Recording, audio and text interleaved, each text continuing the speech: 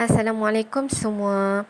Okey, untuk PDPR kita hari ini, kita akan masuk tajuk baru iaitu tajuk buruj. Jadi kamu boleh buka pada muka surat 177. Okey, jom kita belajar pasal buruj. Okey, untuk hari ini kita nak tahu apa itu buruj dan juga kita nak kenal 4 buruj yang kita kena belajar masa tahun 6. Okey, jom kita tengok. Okey, apakah buruj? Okey, apa maksud buruj ni? Buruj adalah gugusan bintang yang kelihatan membentuk corak tertentu di langit pada waktu malam. Maksudnya, okey, kamu kena ingat gugusan bintang, okey, corak tertentu pada waktu malam. Okey, ingat benda ni untuk maksud buruj. Okey, kamu kena ingat gugusan bintang yang kelihatan membentuk corak tertentu di langit pada waktu malam. Okey, pernah tak kamu tengok dekat rumah kamu masa malam-malam tu, kamu tengok langit dekat atas kan? Okey, kamu nampak banyak bintang. Okey, kalau kita tengok dekat rumah kita, kita nampak sebahagian saja bintang. Sebab apa? Sebab kawasan kita ni kawasan yang banyak cahaya sebenarnya. Tapi kalau kita pergi kawasan yang gelap, contohnya macam kawasan hutan, ataupun kalau kita hiking kan, kita naik dekat atas bukit kan, kita akan nampak banyak sangat gugusan bintang. Okey, banyak sangat sebenarnya gugusan bintang dekat langit ni, tapi kita tak nampak semua. Okey, kalau langit kita ni gelap, jadi kita senang nak nampak gugusan bintang yang banyak.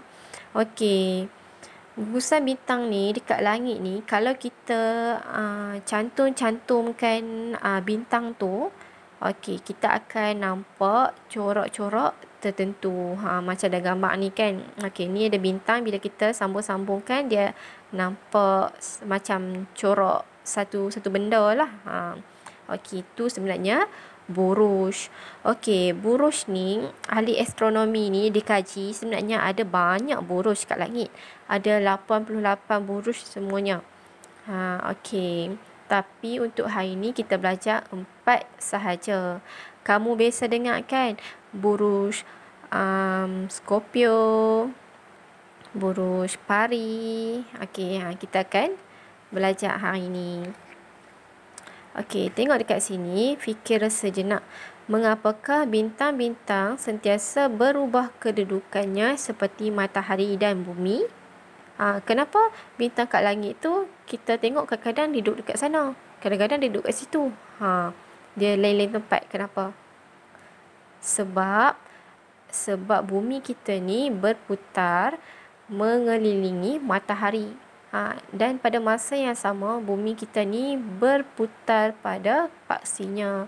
Sebab tu kedudukan bintang semua tu nampak berubah. Kamu pernah juga kan dengar macam bintang zodiak.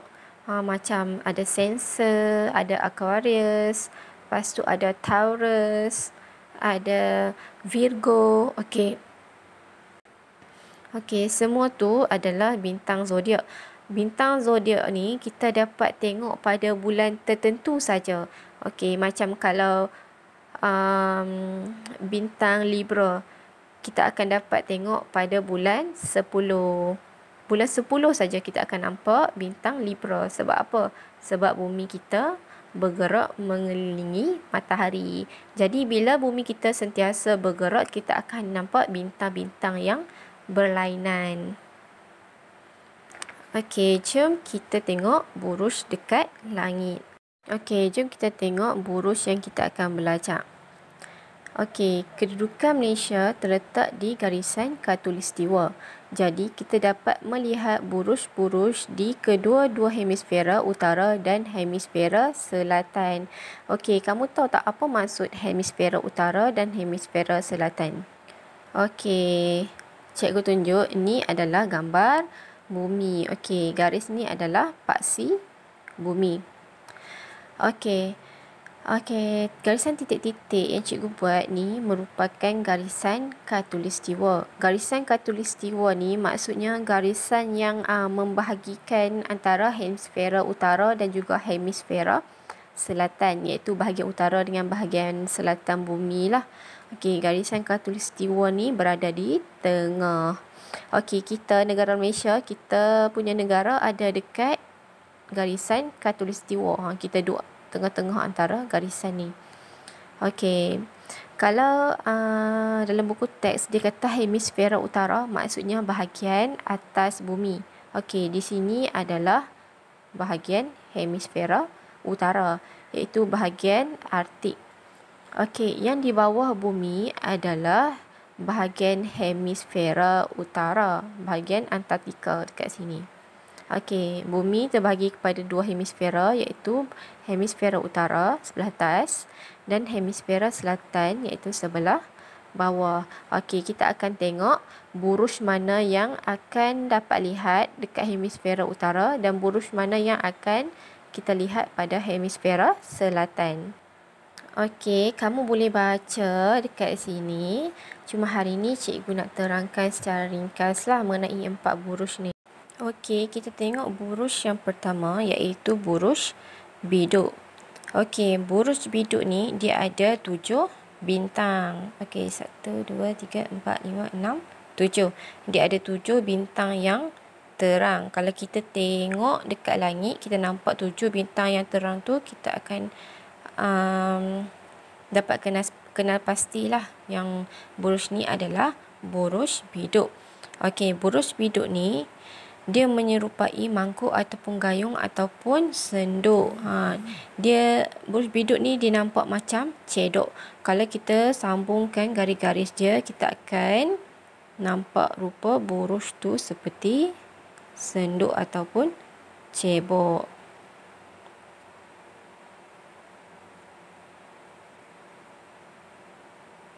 Okey, ni bentuk buruj biduk. Okey, buruj biduk ni dia muncul pada bulan April hingga bulan Jun. Okey, kan bumi kan berpusing mengelilingi matahari kan. Jadi bila bulan April ataupun bulan Jun, kita akan nampak buruj biduk ni dekat langit. Okey, kita boleh tengok buruj biduk ni antara pukul 8 hingga pukul 10 malam. Okey, buruj biduk ni dia dilihat di hemisfera utara. Okey, kalau kita tengok dekat langit sebelah utara, kita akan nampak buruj ni. Okey, buruj biduk dia menunjukkan ke arah utara. Okey, kita tengok dekat bahagian sini. Okey, bahagian bintang dekat hujung ni, okey, dia akan sentiasa menghala ke arah utara. Okey, kalau macam kamu tersesat dekat hutan ke, kalau kamu tersesat dekat tengah laut ke, okey, kalau kamu nak tengok arah kan, kamu cari buruj biduk. Kemudian kamu tengok bintang, 2 bintang dekat hujung ni, kamu akan tahu itu menunjukkan arah utara. Okey, buruj biduk ni kita panggil dia juga sebagai Big Dipper. Okey, kalau dalam bahasa Inggeris kita panggil dia sebagai Big Dipper ataupun sebagai Ursa Major. Okey, kita beralih kepada buruj kita yang kedua adalah buruj pari ataupun kita panggil dia sebagai Southern Cross. Okey, sebab apa kita panggil dia sebagai Southern Cross ataupun pari? Sebab dia menyerupai palang ataupun layang-layang. Okey, buruj ni dia ada 4 bintang. Okey, bintang yang paling terang adalah bintang yang di bawah sini. Okey, kalau kita sambungkan garis dia, kita akan nampak seperti cross ataupun palang. Sebab tu dinamakan Southern Cross. Okey, bentuk buruj pari macam ni. Okey, kemudian buruj pari ni, dia muncul pada bulan April hingga bulan Jun. Okey, kita boleh tengok buruj pari ni sekitar pukul 8 hingga pukul 10 malam. Okey, buruj pari ni kita dapat lihat di langit hemisfera selatan. Kalau kita tengok dekat langit sebelah selatan, kita akan nampak buruj pari. Okey, buruj pari ni menunjukkan ke arah selatan. Okey, kat mana? Okey, ni garisan dua ini. Okey, yang garisan yang paling panjang ni, dia menunjukkan ke arah selatan. Okey, garisan ni.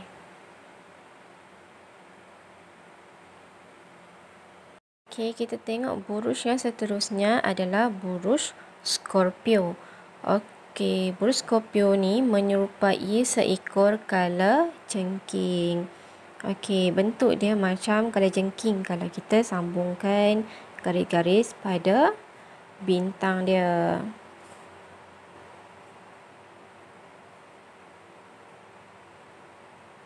Okey, ni adalah bentuk buruj Scorpio.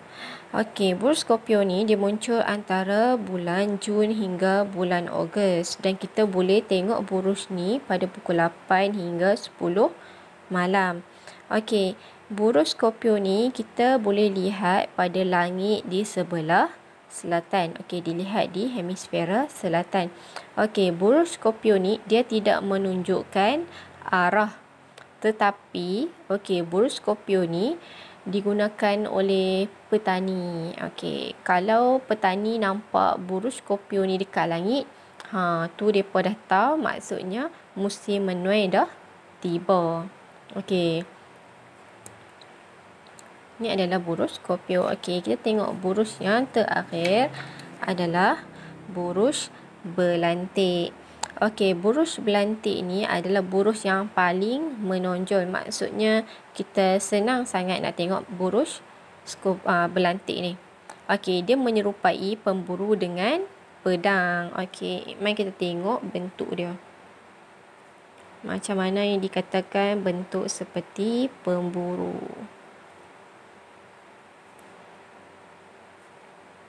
Okey.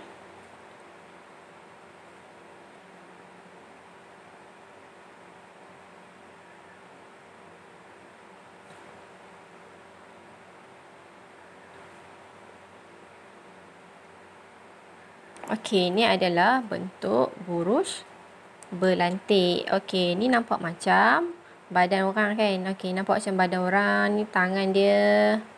Okey, yang ni adalah pedang. Okey, dia memegang pedang. Okey, buruj ni dia muncul antara bulan Disember hingga bulan Februari. Okey, dan buruj ni kita boleh tengok dekat langit hemisfera utara dan juga selatan. Buruj ni dia muncul antara hemisfera utara dan hemisfera selatan. Dia muncul dekat tengah-tengah. Okey. Jadi, kegunaan buruj ni kita boleh tengok ada dua. Tali pinggang, kat sini kita panggil kawasan tali pinggang pemburu. Okey, kawasan tali pinggang pemburu ni kita boleh gunakan untuk tentukan arah kiblat. Okey. Manakala, okey, ni bintang dekat kepala kita gunakan untuk tentu arah utara. Okey, ni adalah serba sikit tentang buruj Berlantik. Okey, itu saja yang kita nak belajar hari ini. Hari ini kita kena tahu yang pertama maksud buruj, iaitu gugusan bintang yang membentuk corak tertentu di langit pada waktu malam. Okey, yang kedua kita kena tahu nama-nama buruj, 4 nama buruj ni dan bentuk dia dan arah apa yang ditunjukkan. Okey, yang tu saja untuk pelajaran kita hari ini. Kalau ada apa-apa soalan, boleh WhatsApp cikgu. Okey, kemudian cikgu nak kamu buat nota mengenai tajuk hari ni. Cikgu nak dalam nota kamu tu, kamu mestilah tulis maksud buruj. Kemudian kamu kena tulis 4 jenis buruj ni. Kena ada nama buruj, kemudian kena ada lukisan buruj tu dan maklumat tentang buruj tu. Okey, itu saja untuk hari ini. Terima kasih.